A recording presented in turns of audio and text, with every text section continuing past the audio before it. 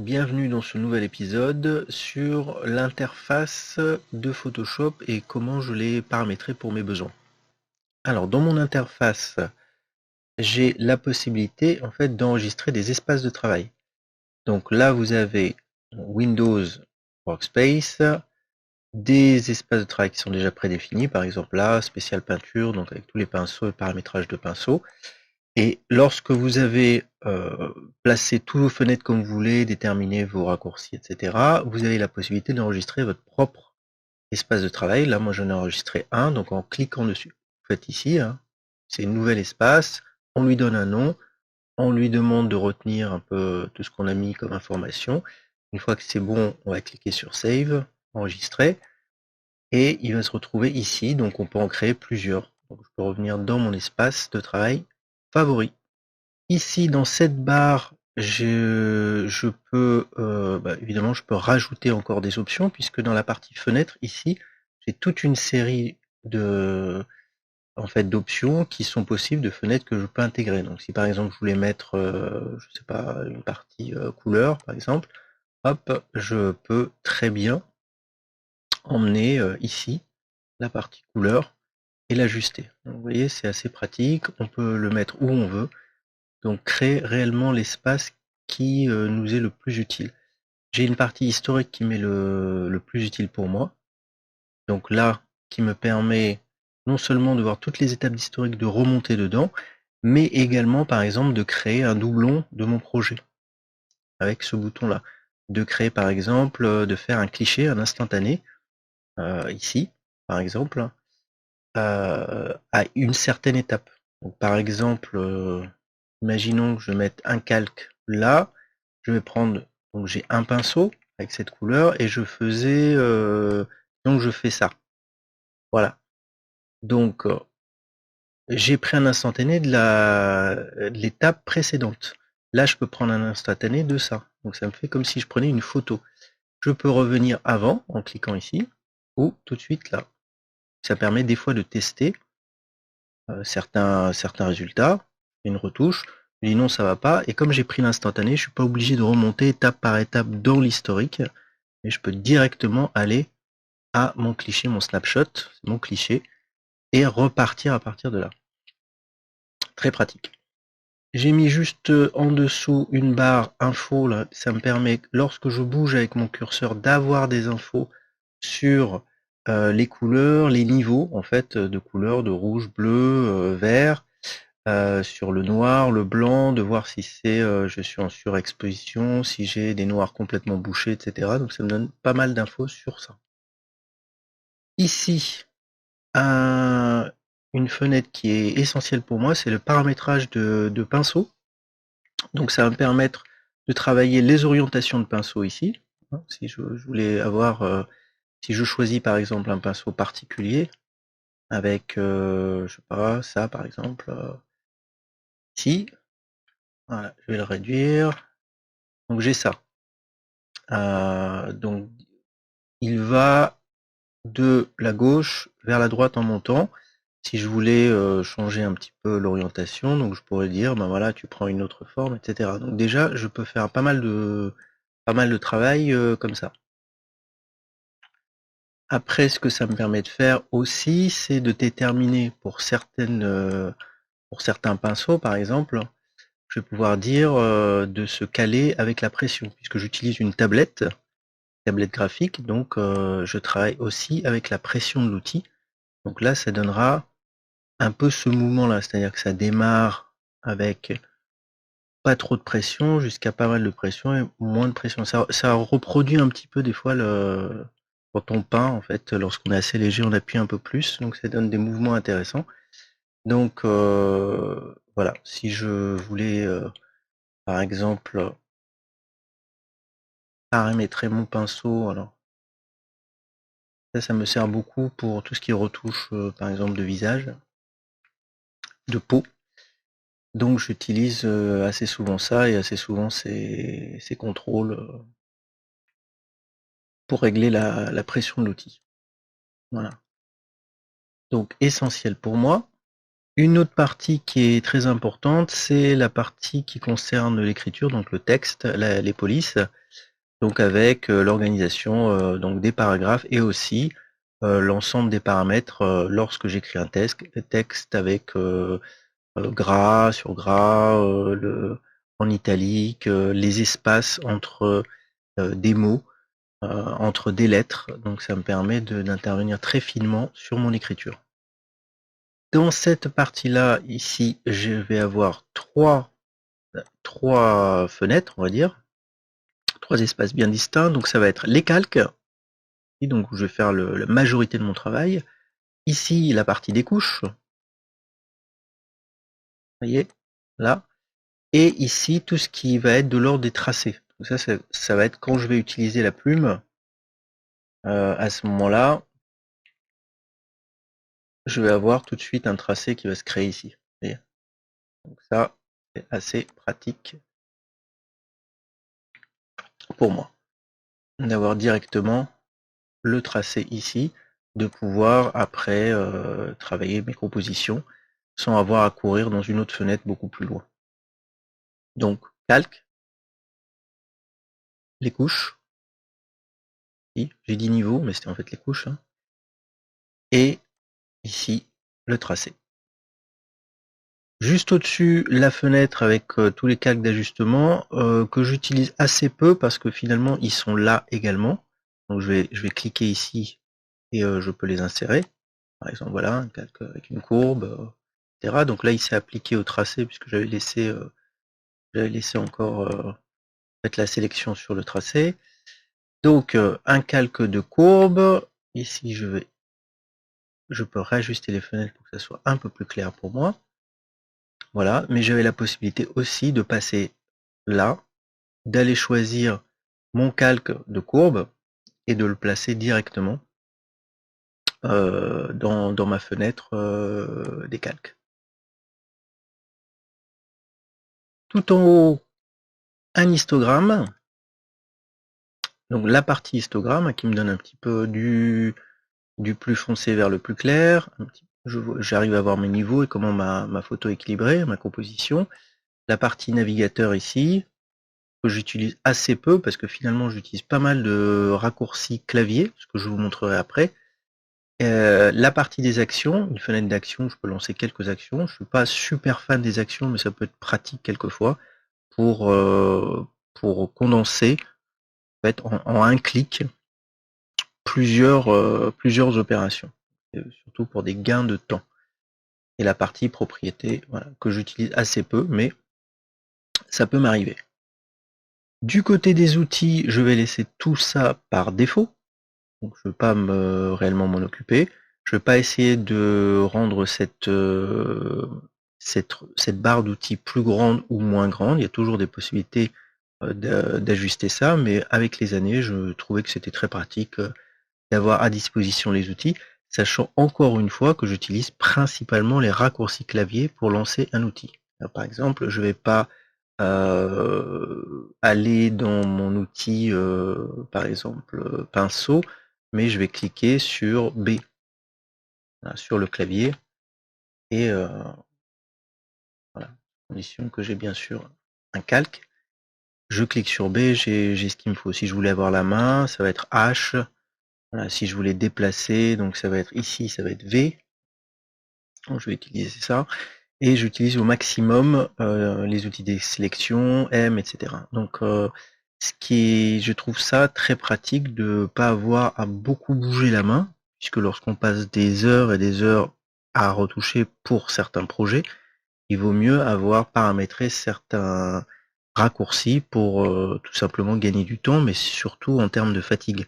Éviter de bouger une centaine de fois, des milliers de fois la main si en un clic vous avez directement les touches sous les doigts et vous pouvez ainsi vous épargner beaucoup de fatigue. Sachant qu'il y a de vraies affections qui sont liées à la retouche et à la répétition des mouvements, donc il faut essayer de se préserver au maximum.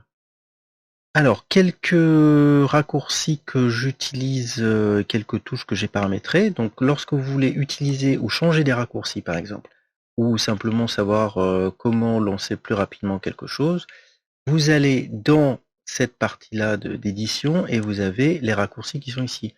Alors des raccourcis, menus, etc.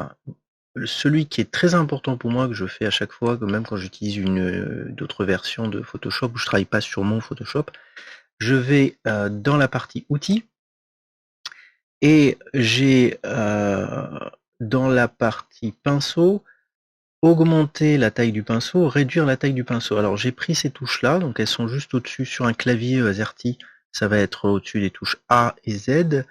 Je vais augmenter la taille du pinceau et réduire la taille du pinceau. Donc ça me permet de travailler finement lorsque j'ai besoin de très petits pinceaux. J'ai deux options. Donc là, il suffit de cliquer dessus, assigner une lettre. Vous pouvez mettre une combinaison, etc. Et vous lancez après votre raccourci directement, donc à partir du clavier. Faites OK. Alors, si j'avais un pinceau, là, j'utilise deux choses. La première, c'est que je vais cliquer sur la touche Mage et faire un clic droit avec mon stylet.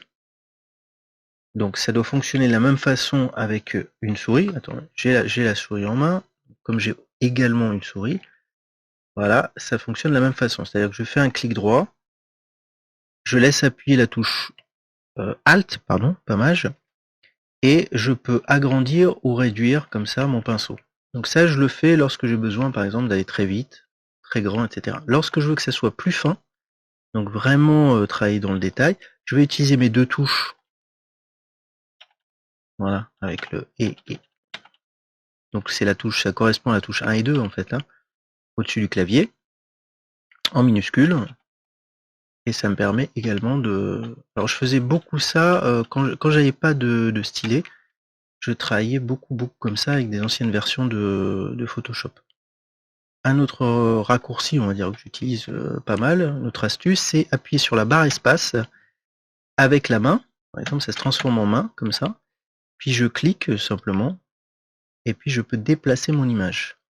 Si j'appuie sur la barre espace et la touche contrôle, je clique, je vois que je peux agrandir l'image. Et dans l'autre sens, voilà. Donc quand je vais vers la droite avec mon stylet, bah, ça agrandit. Et quand je vais vers la gauche, ça zoome en plus petit. Voilà. Ça fait la même chose. Je vais essayer parce que j'ai pas l'habitude de le faire comme ça. Voilà, en descendant vers le bas, j'ai l'impression que ça zoome, devient plus grand, et en montant, ça devient plus petit. Bon, je trouve plus pratique, je vais travailler sur gauche-droite. Voilà. Donc c'est espace et contrôle. Voilà. Si j'appuyais sur la touche en plus de la barre espace et contrôle, si j'appuie en plus sur la touche Alt, vous voyez, il y a un moins qui apparaît. Hop.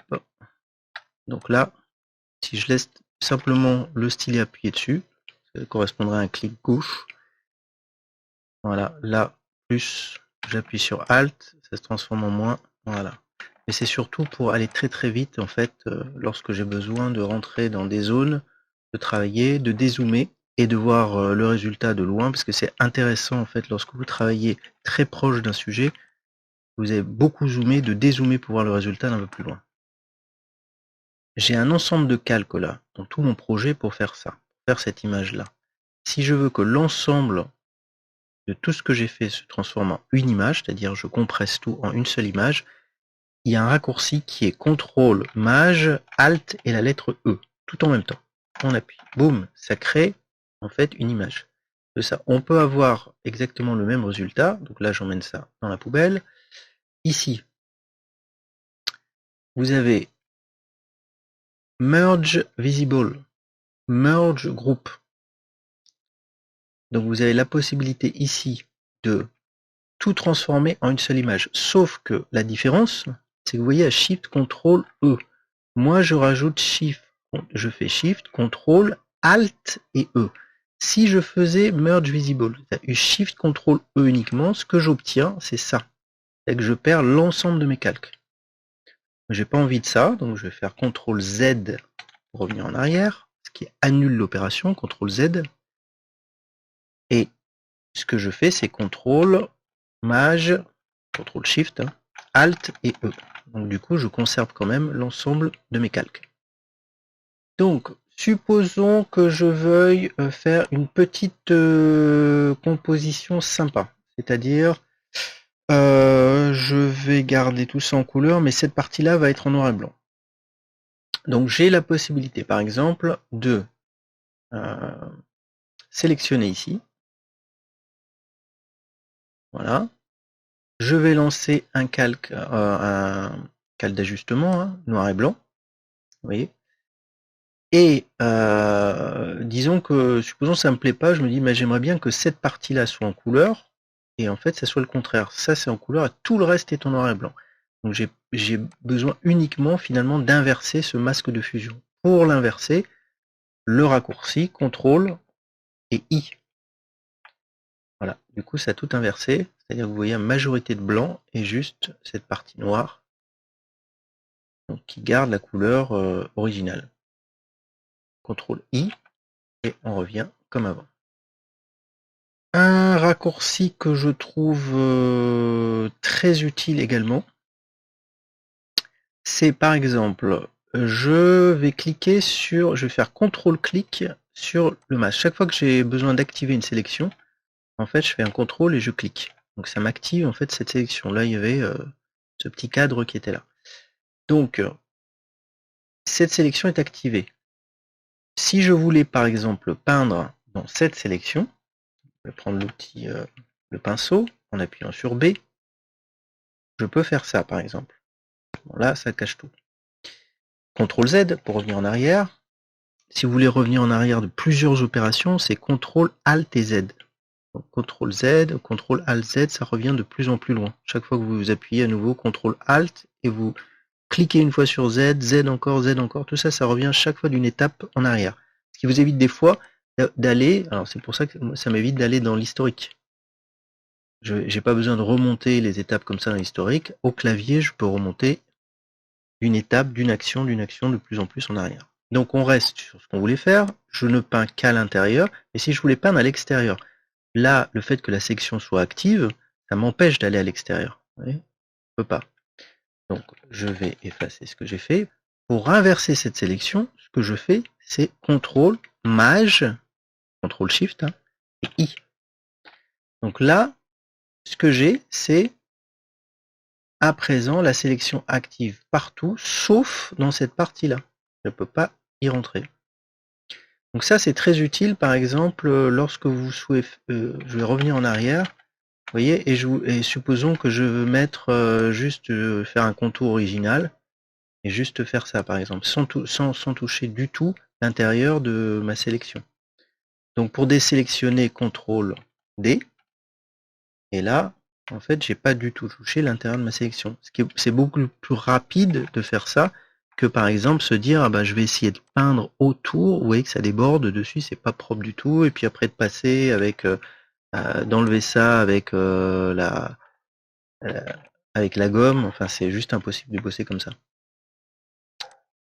Une chose que je vous conseille, c'est d'aller dans les préférences, alors ici, et de désélectionner dans vos outils, de désélectionner ça, c'est-à-dire d'éviter d'avoir une petite fenêtre en plus qui s'ouvre en vous donnant des conseils sur l'utilisation des outils. Donc, personnellement, ça me permet d'éviter de voir des choses qui apparaissent pendant que je travaille. Show Tooltips et OK. Vous avez à disposition des outils tels que le pinceau, mais d'autres outils aussi, avec une possibilité de paramétrer ces pinceaux. Donc vous pouvez des fois télécharger des packs de pinceaux, certains pinceaux qui sont déjà paramétrés. Pour certains pinceaux, par exemple, est-ce que vous aimez quelque chose qui va être plus ou moins doux? Donc tous ces paramétrages qui sont assez fins, vous pouvez les intégrer directement dans Photoshop pour éviter à chaque fois, dans vos outils favoris, en fait, d'avoir à reparamétrer tout le temps les outils. Donc ici, vous voyez que moi j'ai certains paramétrages qui sont déjà faits, avec des possibilités de télécharger évidemment et d'afficher de manière plus ou moins différente vos presets. Juste à côté, une autre fenêtre me montre la liste en fait des pinceaux, types de pinceaux différents. Donc pour y accéder, Moi, j'appuie pas sur ça. Ce que je fais tout simplement, c'est quand je suis avec mon outil pinceau, je vais faire un clic droit et je vais avoir cette même fenêtre qui apparaît avec une possibilité en fait de travailler. Vous voyez, ça s'adapte. Alors c'est super qu'on a une tablette graphique, c'est vraiment très très utile pour pas mal de projets qui sortent un petit peu de l'ordinaire. Ça donne une fluidité. Et le fait de travailler avec le stylet, c'est presque comme un pinceau, un stylo. C'est très très pratique. Pendant des années, j'ai travaillé avec une souris, mais je dois dire vraiment pour le confort simplement du bras, la tenue de main, également pour le son, parce qu'il y a très peu de clics en fait. C'est vrai qu'au bout d'un moment, j'en pouvais plus d'entendre ce clic de souris en permanence, surtout lorsque je faisais des retouches, soit des cheveux, soit de la peau. C'est long, c'est fastidieux. Donc ça a complètement changé la donne, le fait de prendre une tablette avec un stylet. Le conseil que je peux vous donner pour terminer cet épisode, c'est de noter vos raccourcis. Faites-vous une petite liste. Au départ, c'est fastidieux, c'est-à-dire qu'on a tendance à vouloir tout de suite cliquer, par exemple, sur la barre d'outils pour aller choisir ses outils, etc.